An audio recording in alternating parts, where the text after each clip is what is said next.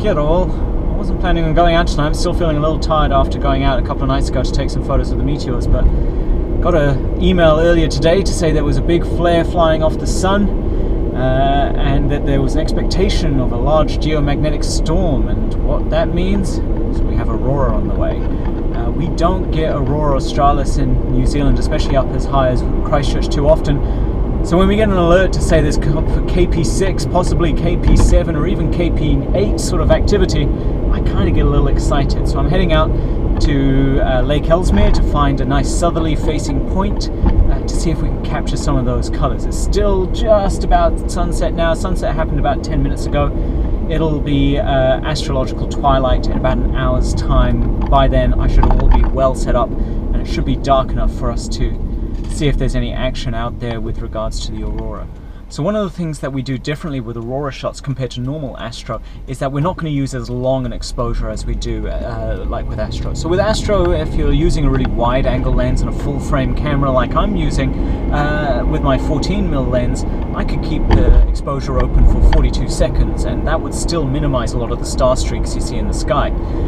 You don't want the exposure that long with the Aurora, because even though the Earth is moving and it causes star streaks, and that's why you try to keep your shutter length as low as possible relative to the focal length you're using, with Aurora, because the Aurora is moving much faster than the Earth's rotation, it's bouncing all over the sky. If you have a 42-second exposure, the whole thing's going to end up as this big blur.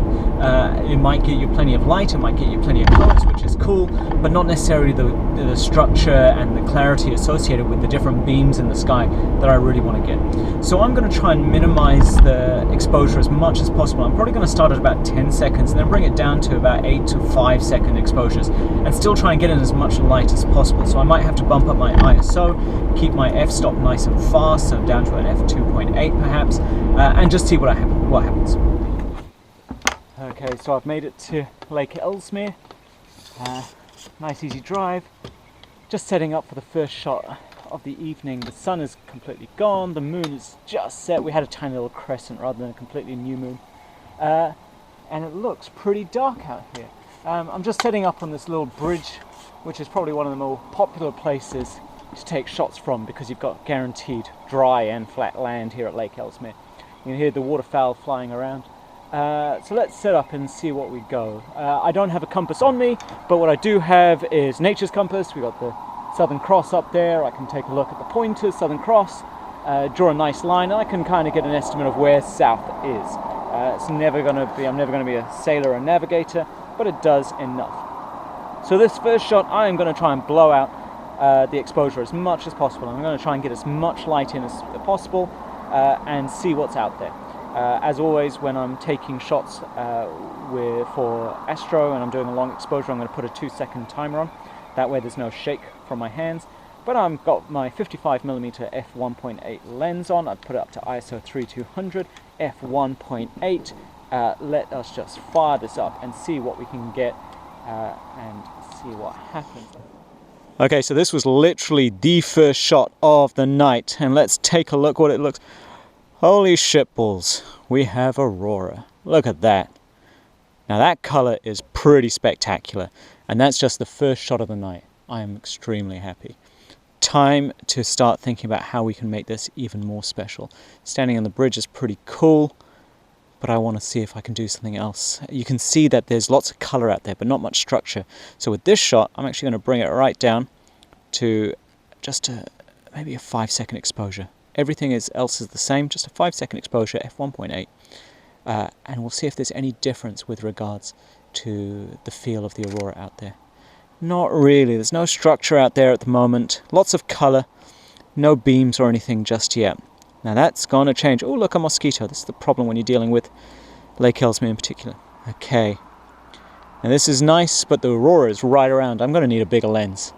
So I'm going to switch to my 35mm or my 14mm and see if we can capture more in the sky.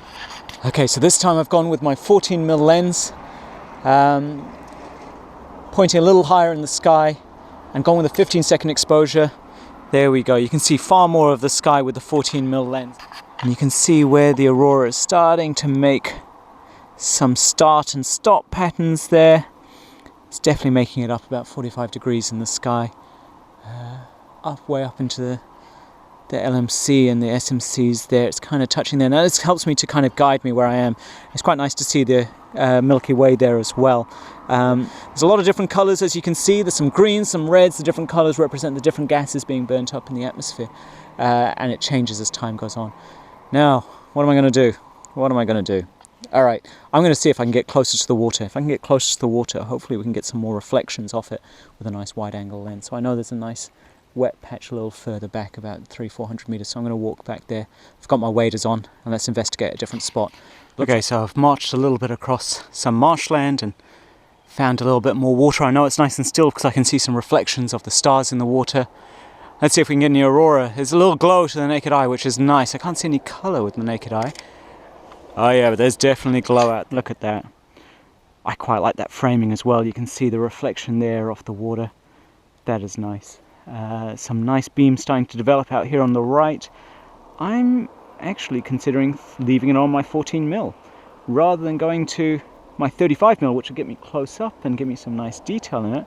The 14mm is probably going to work better because it is so big right now. I did not expect it to be this big. So the camera is clicking away with my time-lapse. I don't usually have patience for time-lapse. I like to do stuff. I'm actually just going to sit here. Made myself a little bit of a throne out of all this grass around me. I'm going to switch off this light from my phone in a second. I don't have 3G, don't have Wi-Fi or anything out here. I'm just going to enjoy the view. You're starting to see a lot more colour with the naked eye.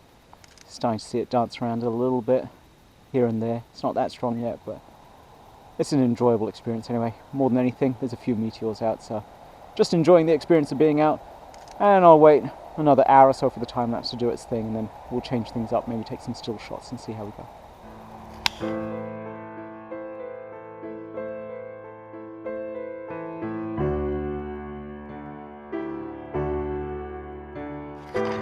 Okay, so I've switched it up to my 35mm lens.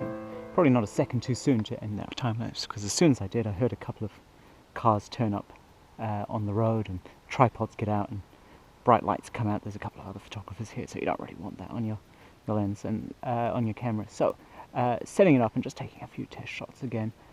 Nice and short, relatively short exposures for an astro shot, just of 5 seconds or so. And you can still see plenty of detail there. If we look at that, you can see the changes in the beam structure and things like that, which is pretty cool, bouncing off the water. Alright, definitely getting some solid beams now in the Aurora, and that's the sort of structure that I want. I've taken a bit of a risk and I've gone to my tightest crop lens with my 55mm f1.8. I'm going to go with 5 seconds, f1.8, ISO 3200, just to try and get as much light in, but also as quickly as possible. See how we go. Oh yeah, look at those beams. Nice. Nice, nice, nice. Now I said I wouldn't do it because trying to stitch together an aurora is a pain, but maybe I could do like a vertical panorama. I'll take a couple more here just to see if I get any better ones. But with this lens, it's super sharp, and so you can get really nice details, really close up. So maybe I'll see if I can do a little bit of a panorama with this one. If it doesn't work out, it doesn't work out, but it's always worth a try. And then, as nice as this is, I think it's time to call it a night for me.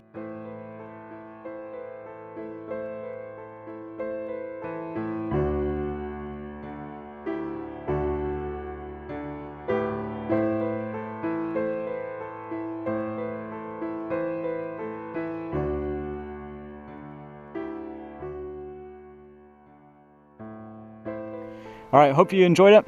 Hopefully you've had fun looking at the stuff I get up to when I really should be home with my wife on Mother's Day. If you've got any questions, let me know and I'll try and answer them as quickly as possible. Got any requests? Oh, look at that beam. That's a nice one.